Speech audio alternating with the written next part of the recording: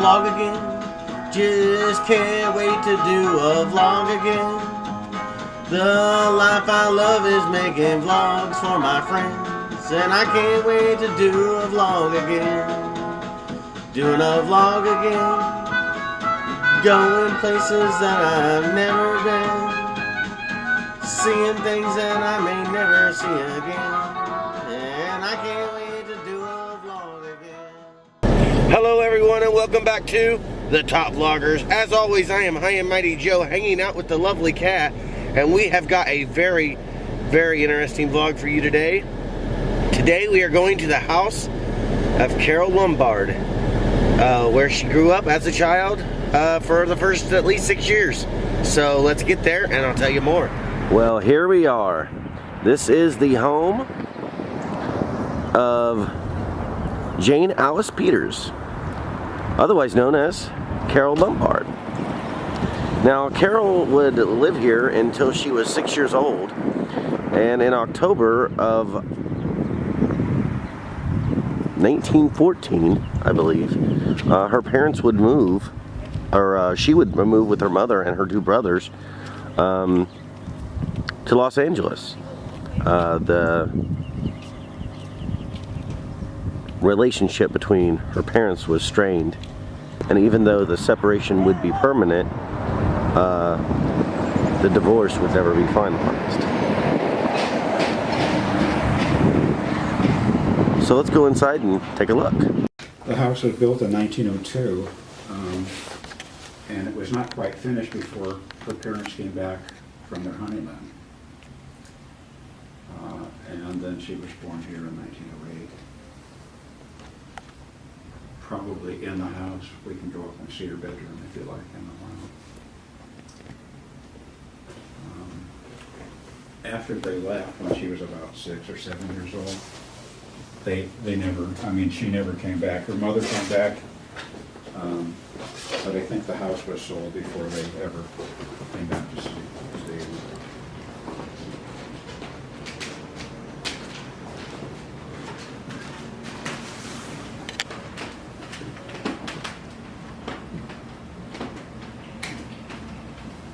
It was furnished in 1930s and 40s furniture when we bought the house.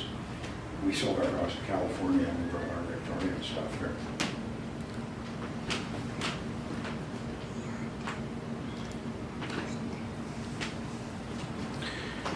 She was an extremely beautiful woman. Beautiful. They called her the profane angel. You know, they swore a lot in those days. So, but yeah, she was very attractive and apparently got around. I can definitely see why Clark would, find her as an attractive, mate. I think she poured it on to get Clark. She was kind of relatively famous when she met him. I think, and he was married when she first laid eyes on him. In fact, he was married, and I think they had an affair for a few years before they actually got married. He was married to a wealthy woman. And now she was married previously to William Powell. That's true. Yeah, William Powell. In fact, there's a picture of him over there in the corner. Before William Powell, there was Russ Columbo, a fairly famous singer back in the day. And it's interesting, she might have married Russ Columbo rather than Clark or William Powell. But Russ Columbo was in an antique shop with one of his friends, picked up a Civil War pistol, and it went off, ricocheted, and killed him.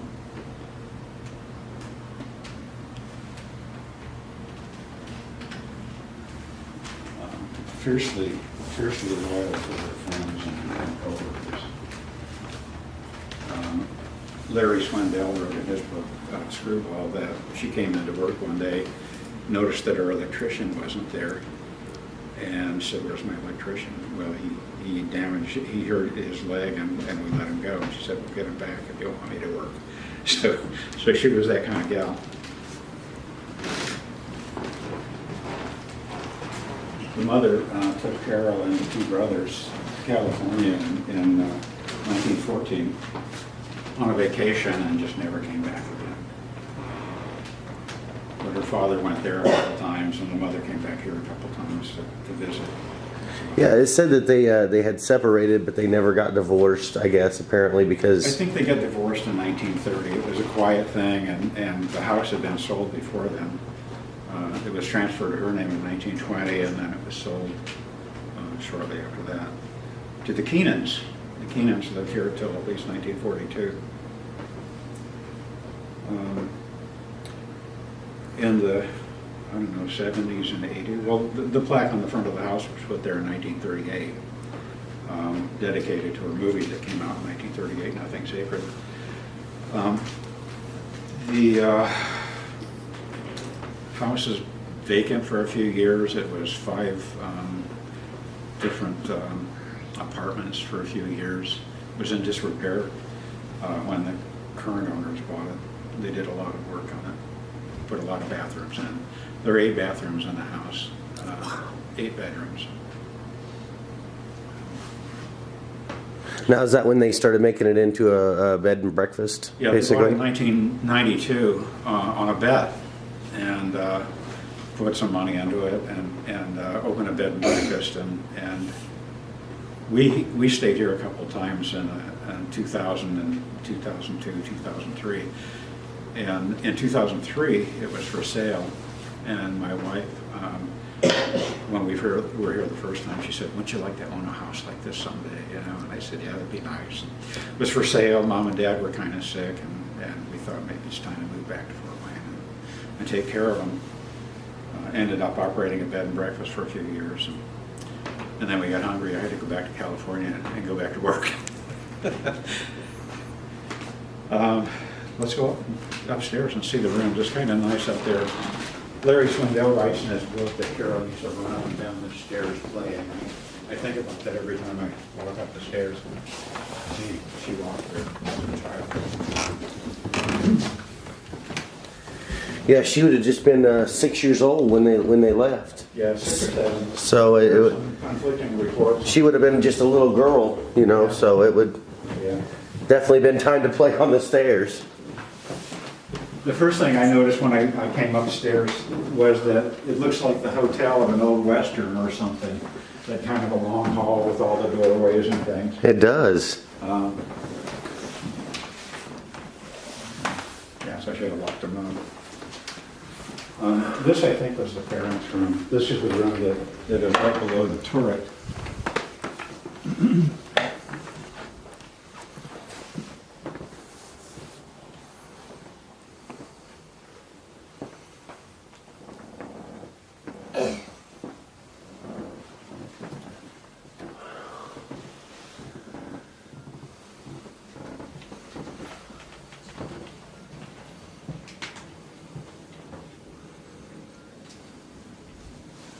A lot of space for an old man and 3 cats, isn't it? Right.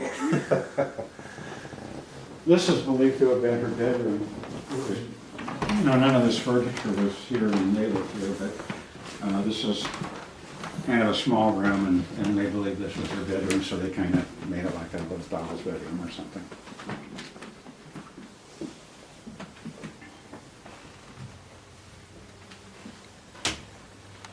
And it also had a private bathroom.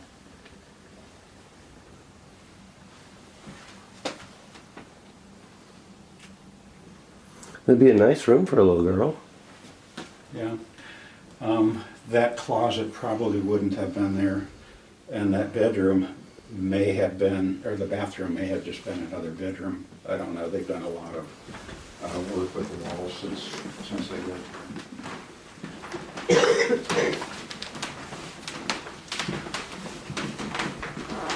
The broom closet, right now it serves as the ducting over the attic. There's another 1,200 square feet in the attic that could be used for living. They call this the Gable room, although he's never been here because it's so large. They put a California king bed in it. It's a nice old 30s furniture.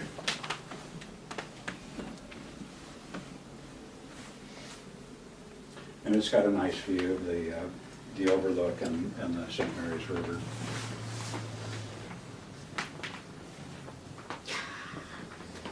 Cats everywhere. If this was a bed and breakfast and we were going to stay, this would be the room that I'd pick. Oh yeah, we stayed here once. We stayed in the Queen. My wife was working here while I was working in California, and she stayed in all the rooms. I haven't. There's an owner's suite. This is a shed add-on. The owner's suite is down there. It's 2 bedrooms and kitchen and bathroom, access to the cellar. It was on the tour last year, and they put signs on the doors they didn't want people to go into. These were I think, well, this room was not this large. They actually extended this out. And you know the open area, the solarium downstairs, it's below that added on part. It used to be the porch. These rooms over here are smaller, and I think these probably were the servants' quarters on the side of the house without a view. And this is kind of an interesting thing here. The room there that's now a bathroom used to have an entrance to the hall, and it doesn't now, but these 2 entrances were here. The back stairs used to be right here, so the servants can go down and cook breakfast without waking anybody up, or go down and start cleaning without waking up people. So it was kind of cool. They just made it into a walk-in closet.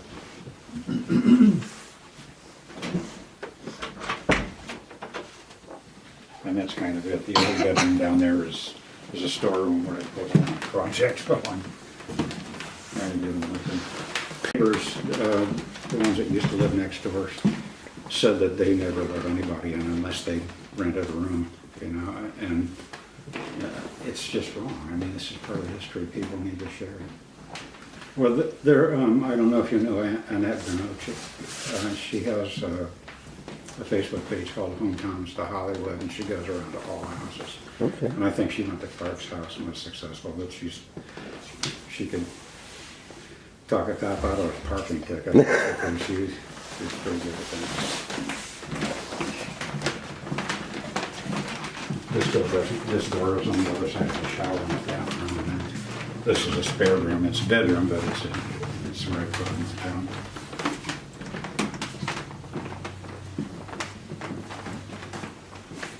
Yeah, the title of the house says it was built in 1920, but it was actually built in 1902. I looked at a lot of old newspaper articles, and it's kind of interesting that I think maybe they did the addition and the work, they enclosed the front porch and things probably in 1920, and that's when it was first registered. I suppose at the turn of the century, the records were a little different than they are now. We have the abstract for the house from 1900 to 1942, and it's kind of interesting. This whole area was called Long Acres, and I thought, oh, Long Acres, I bet that's some old Indian thing or something. No, Long Mr. Long Acres. It was kind of interesting. Her dad was the secretary-treasurer at the Horton washing machine factory. At the turn of the century, half the machines in the world were built in Fort Wayne. And her grandfather started it with some other German guys he brought over from Germany. Yeah, everything I said or have read says she came from a fairly wealthy family. Her mother and father were both. The Cheneys and the transatlantic cable and all of that stuff. Yeah, they were. Larry Swindell said that. What did the Cheneys? They said that the Cheneys are those one that laid the transatlantic cable, and she said, all I know is Grandpa Cheney laid Grandma Cheney. So, but that's the way she was. Always had something to say, and always left people blushing walking away. The attic has another 1,200 square feet that could be developed. The former owners were thinking about making a suite up there. The basement is 1,500 square feet as well. It's just plus the 4,000 square feet of these 2 levels. There's a lot of room here. Well, Cora kept it full. She had a lot of people here for bed and breakfast. She loved it. I was the guy that brought the money in, and she was the socialite. She just loved talking to people. She had people from Nigeria, Cameroon, England, Wales. A guy from England, his son is an artist over on Cherry Street. Mr. Whiffle, he said, where's an interesting place to eat? And I said, Coney Island has been there since 1914, making coney dogs. And he says, they're not made of conies, are they? Conies in England are rabbits. She was a tomboy. She enjoyed going to one of the local theaters to watch The Perils of Pauline, which was a feminist hero back in the day, cliffhangers. Played football and baseball with the guys, and did school plays and dances. I was up working in the attic doing some wiring up there, and I found a couple of postcard-looking things, and they were Christmas cards. I guess Christmas cards at the turn of the century were like postcards. And one was to Miss Jane Peters from Miss Rauch, and the other was to Mama from Frederick, her brother. I thought that was kind of cool. To touch something that's been out there probably for 100 years. If I sell the house and they don't want the furniture and the insides, I have some artifacts. I have a picture of her father, and I have her kindergarten picture, which I've made copies of in this room. Several people have called and said, do you have any artifacts? And I said, yeah, I've got a few. And they said, well, they should be in museums. And I said, well, they're in the house and people can see them. Isn't that cooler than a museum, you know? And he said, no, they really ought to be a museum. Do you have any rooms for rent? I said, no. He wasn't going to get in the house. I'll have to try to herd the cats later, I guess.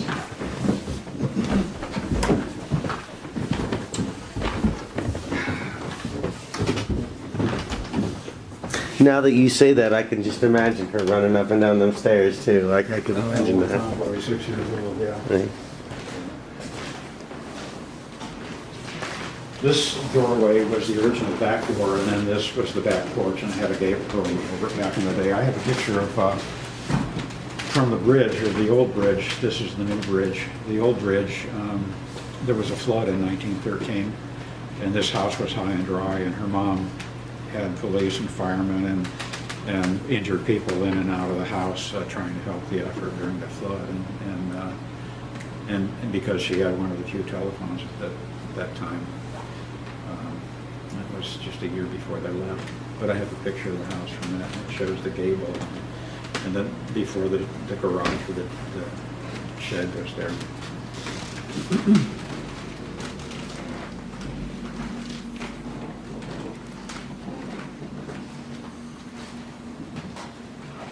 It's kind of a nice view. That's the Carole Lombard Memorial Bridge. Looks like you could use a little paint on it.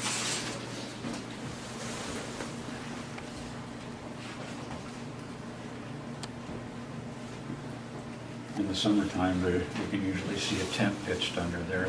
There are a few homeless people here in the city. There are a lot of agencies helping them, but I don't know, they get funny when they're on the street, and they like the freedom, I guess. I'm too old for that kind of freedom. There's quite a homeless population in Los Angeles now. It's getting more and more every day, it seems like. So. Down in the lots, down there, Skid Row and then 5th Street, I've seen it. Actually, we used to go shopping down in Santee, and there are a lot of people living in cardboard boxes there. I don't know what they're going to do about it. You can't keep letting them in. They probably had a better, well, a lot of them are local homeless too. In Santa Clara and San Jose, there are a lot of people that have really what used to be high-paying jobs that are living in their cars now because they can't afford housing. Living here was quite a trip. We enjoyed it quite a bit. We met so many people from so many countries, and a lot of really nice people, and a couple not so nice people. So, No, Daddy. I was going to say we came across his first and then we found hers. So, Hold sign on this, please.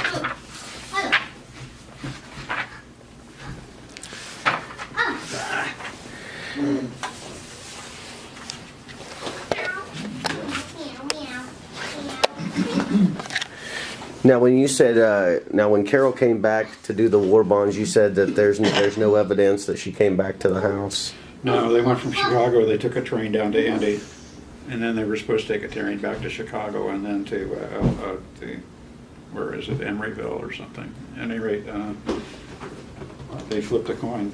This fall, here's another little story.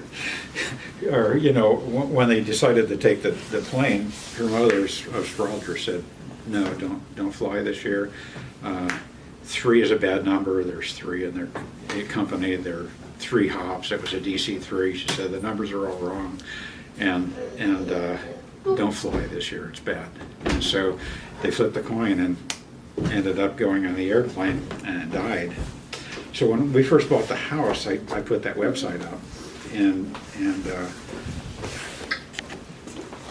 what was his name? Frederick Peters III called me, and he said, yeah, I'm Fred Peters III, I'm Carole Lombard's nephew, and I saw your website. I'm shutting down websites with bad information and fake merchandise and things. And so I said, well, yeah, I tried, you know, and he said, no, I like your website. I want you to spell my father's name right. And I said, well, I spelled it the same as your grandfather's. He said, yeah, they're all 3 different. I said, why is that? He said, to make the numbers come out right. I said, okay. And it was right, echoing in my mind. So, kind of cool. Kind of cool dude, though. Wouldn't mind knowing him. He's kind of inclusive. His father, Fritz, Carole Lombard's brother, didn't get along with Clark Gable very well. I think Clark thought that they were kind of freeloading or something. They were wealthy. They didn't need to freeload. Clark didn't like them, though. And Clark Gable's grandson just passed away a couple. At 30 years Yeah, old. 30 years old. Yeah.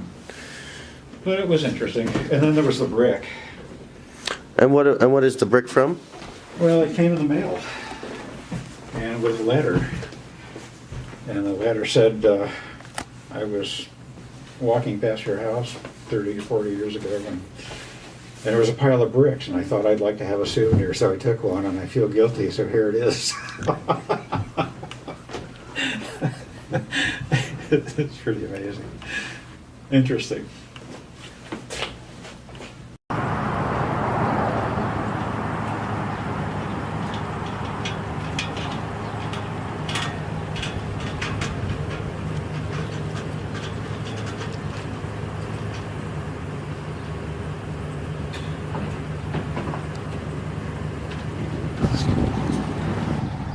Well, we sure did have a great time here at the Carole Lombard house. Ain't that right, hon?